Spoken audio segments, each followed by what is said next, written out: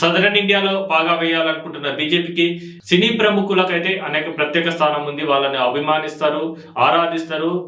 అనేక మంది ఉదాహరణలు ఉన్నారు.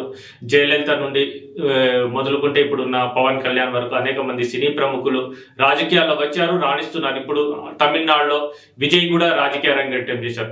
బీజేపీ గతంలో కూడా తమిళనాడు నుండి సూపర్ స్టార్ రజనీకాంత్ తోటి రాజకీయ ప్రవేశం చేయించి లాభం పొందాలని చూసింది. కానీ కొన్ని కారణాల వల్ల రజనీకాంత్ అయితే రాజకీయ ప్రవేశం అయితే చేయలేకపోయాడు. కానీ అక్కడ బీజేపీ ఏదో ఒక విధంగా సదరన్ ఇండియా నుండి ఒక ప్రముఖ సినీ వ్యక్తిని తమ రాజకీయాల్లోకి రావాలి, రప్పించుకోవాలి, దాని ద్వారా ఇక్కడ బలపడాలని ఎప్పటి నుండో ప్రయత్నిస్తుంది. అందులో భాగంగానే పవన్ కళ్యాణ్ బీజేపీకి అత్యంత సన్నిహితంగా ఉన్నాడు.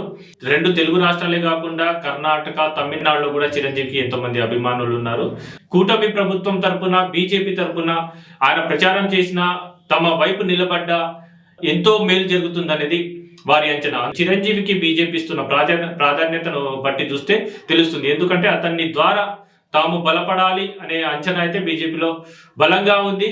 సదరన్ ఇండియాలో బీజేపీ బలపడాలంటే ఖచ్చితంగా ఇలాంటి ప్రముఖుల అవసరం అయితే ఎంతైనా ఉంది అని వాళ్ళు అనుకుంటున్నారు. బీజేపీలో ఇప్పటికిప్పుడు చిరంజీవి చేరుకున్న ఖచ్చితంగా కూటమి ప్రభుత్వానికి, కూటమి తరపున మరియు బీజేపీ తరపున సదరన్ ఇండియాలో చిరంజీవి సేవలను వినియోగించుకోవాలని మాత్రం బీజేపీ ఖచ్చితంగా భావిస్తుంది.